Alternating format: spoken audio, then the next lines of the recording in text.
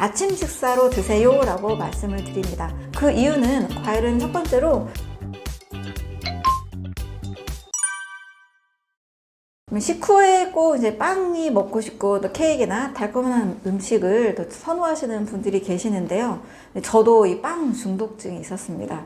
밀가루 중독증이라 하죠. 빵을 먹게 되면 이 빵에 대한 만족감, 이게 중독성이 있다고 알려져 있어요. 그래서 계속 또 먹고 또 먹게 되는, 그래서 금방 살이 찌게 되는 부작용이 나타나게 되는데요. 빵과 디저트를 드실 때는 너무 이제 끊으라고 하면 굉장히 또 갑작스러운 고통 때문에 스트레스가 증가해서 더 먹게 되는 이런 분들의 경우에는 이렇게 드셔보시면 좋습니다. 빵을 먹긴 먹되 첫 번째는 먼저 과일을 먹고 빵을 먹어야 되겠다라고 뭐 식사를 바꿔보는 거예요. 빵만 먼저 막 집착적으로 드시면 살이 찌는 거 다 아시잖아요. 과일을 먹고 먹어야겠다라고 첫 번째 마음을 먹게 되면 과일을 먹은 이후에는 빵에 대한 그 식감이나 맛이 그렇게 또 맛있지가 않습니다. 저도 과일을 안 먹던 시절에는 빵이 정말 맛있었는데 과일을 충분히 먹은 지금은 빵이 또 그렇게 맛있다고 느껴지지 않거든요. 그래서 빵을 먹기 전에 과일을 먼저 먹어야겠다 이렇게 생각을 하시고, 특히 과일을 먹을 때 마인드풀 이팅을 하시면 좋습니다. 마인드풀 이팅은 음식 명상이라는 뜻으로 음식에 최대한 집중하는 겁니다. 그래서 그냥 생각 없이 TV 보면서 유튜브 보면서 먹는 게 아니라 이 과일이 주는 맛, 냄새, 그리고 식감, 향기, 눈으로 보는 다양한 색깔들, 오감으로 다 음식을 먹는 거예요. 마인드풀 이팅을 하시게 되면 생각보다 내가 느끼지 못했던 다양한 맛과 다양한 향이 있다는 것도 알게 됩니다. 그러면 이제 과일이 세상에 이런 맛이 있었구나 라는 새로운 느낌이 들면서 그 다음에도 빵도 천천히 한번 먹어보는 거예요. 빵이 주는 이 식감이나 또 맛이 전에 느꼈던 맛보다 생각보다 맛이 없네 라고 이제 만족도가 떨어지게 됩니다.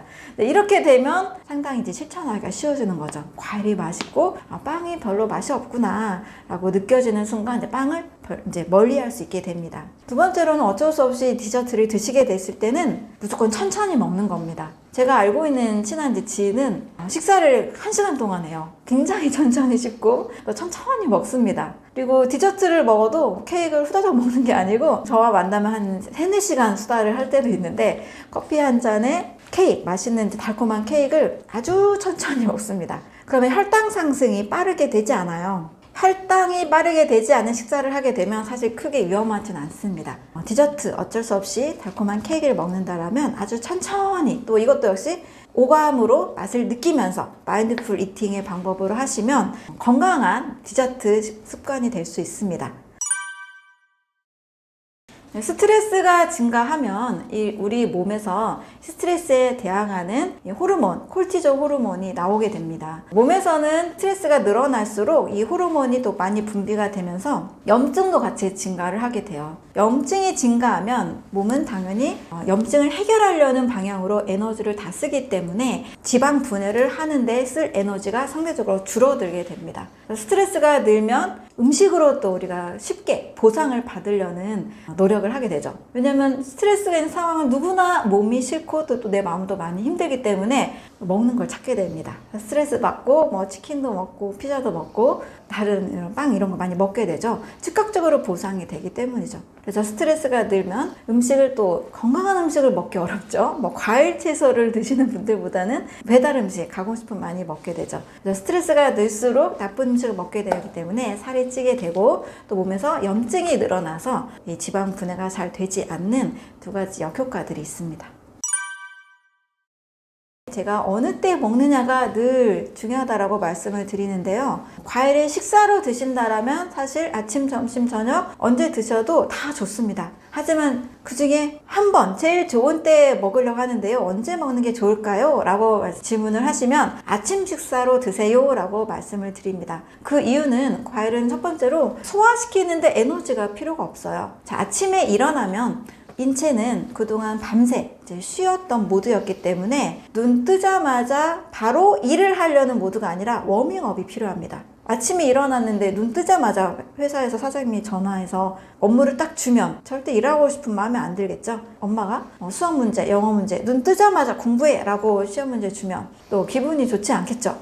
당연히 효율이 떨어질 겁니다. 마찬가지로 인체도 눈 뜨자마자 소화 효소를 많이 필요로 하는 음식을 주면 몸에 무리를 주는 겁니다. 그런데 아침에 과일로 식사를 하게 되면 과일은 소화효소가 필요가 없습니다. 수분이 90%이고 나머지는 씹으면서 바로 약간의 그냥 섬유질 정도만 위에 쌓이게 되는 거죠. 그래서 바로 에너지가 됩니다. 아침에 소화기에 무리를 주지 않는 식사, 가장 좋은 식사로 추천을 드립니다. 두 번째로는 이 과일에는요, 제가 무려 9대 영양소, 심지어 1000가지가 넘는 영양소가 있다라고 말씀을 드리는데요. 몸의 에너지 대사에 반드시 필요한 당분, 포도당, 과당, 자당 아주 균형 있게 에너지원이 되면서 또 아침에 우리가 화장실 가고 싶잖아요. 장 건강에 꼭 필요한 수용성 식이섬유, 면역력을 올려주는 식물 영양소, 다양한 비타민과 미네랄, 수분까지 해서 9대 영양소가 됩니다. 또 과일에 따라서 탄수화물만 있는 게 아니라 소량이지만 단백질도 있고 또 어떤 과일의 경우 아보카도의 경우는 좋은 지방도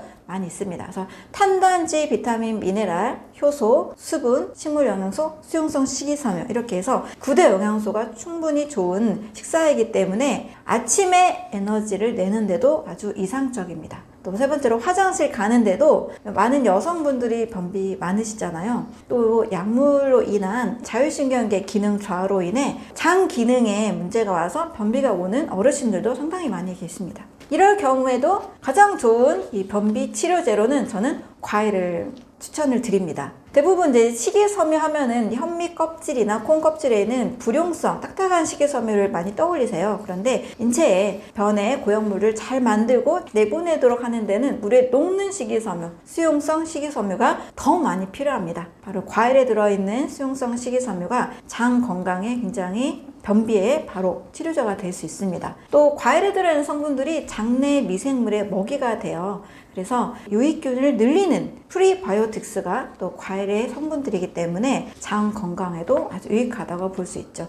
이러한 이유들로 아침에 활동하기도 좋고 또 배설하기에도 좋고 또 에너지를 바로 쓰기에도 좋은 여러 장점들이 있어서 아침 식사로 과일을 추천을 드립니다. 아침 식사로 과일을 먹었을 때 빠르게 느끼는 변화로 크게 3가지가 있습니다. 첫 번째로 변비가 해결이 됩니다. 아침마다 화장실 가는 게 너무 이제 편해지게 되고요. 두 번째로는 여성분들의 경우 화장이 잘 받는다라는 말씀들을 하세요.